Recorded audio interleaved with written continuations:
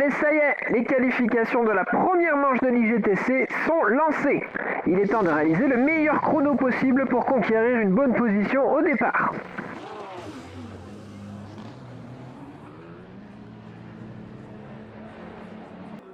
De notre côté, l'Aston Martin est sortie, prête à en découdre.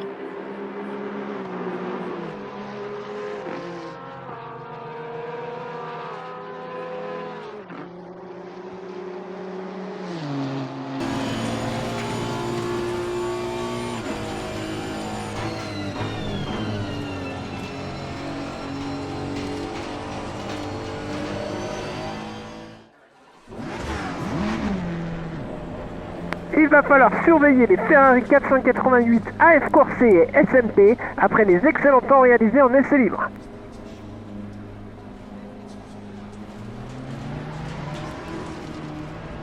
L'équipage AF Corse 52 prend la piste pour asseoir sa domination sur la catégorie Pro-Am.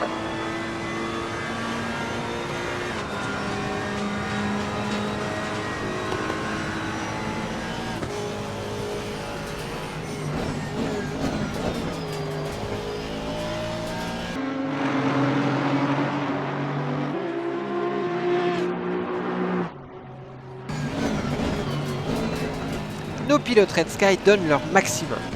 Toutefois, difficile parfois de se jouer du trafic pour réaliser le meilleur temps.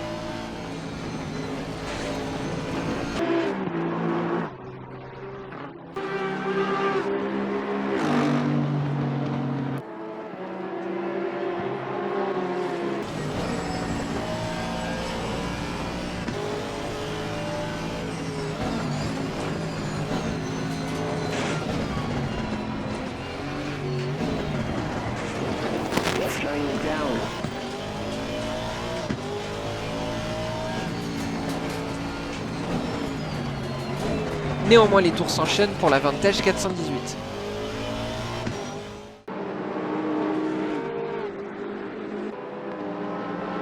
La bataille pour le meilleur tour se joue à tous les niveaux.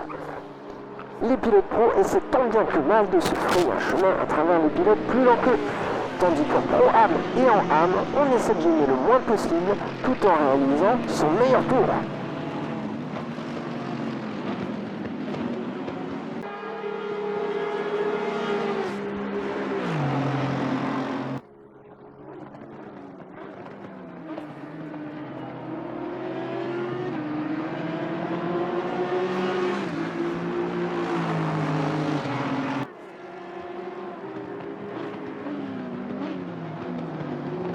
Julien Landry donne tout ce qu'il peut pour améliorer sa marque.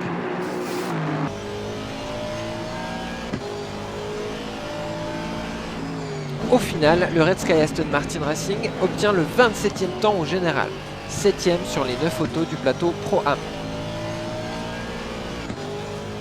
Et dans notre catégorie, c'est bien la Ferrari AF Corse 52 qui est la mieux classée.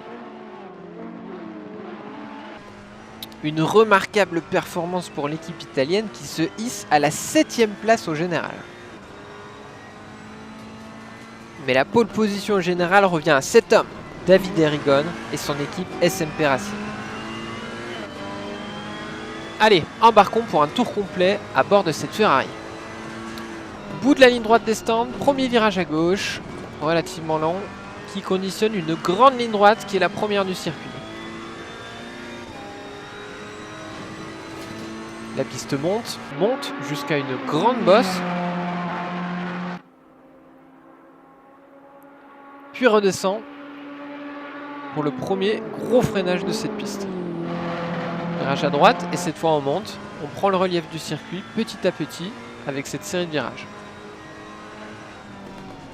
Un gauche avec un freinage en courbe plutôt technique. Ensuite ici on frôle les murs. Droite, un pif-paf.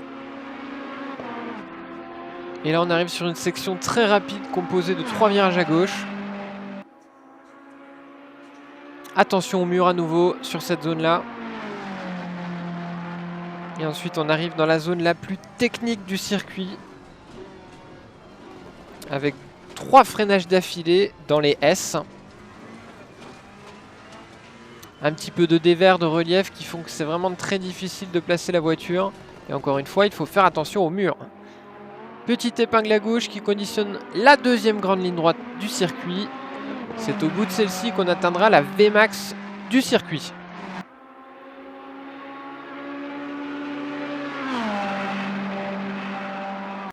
Une petite bosse à nouveau. Un petit virage à droite à fond. Et ensuite, on est sur le gros freinage de The Chase. Virage à gauche rentrant. Puis courbe à droite qui relance pour une toute dernière petite portion de ligne droite avant le virage final. Un gauche qui ressemble au tout premier du circuit. Relativement lent. Avec des vibreurs bien hauts. Et cross the line.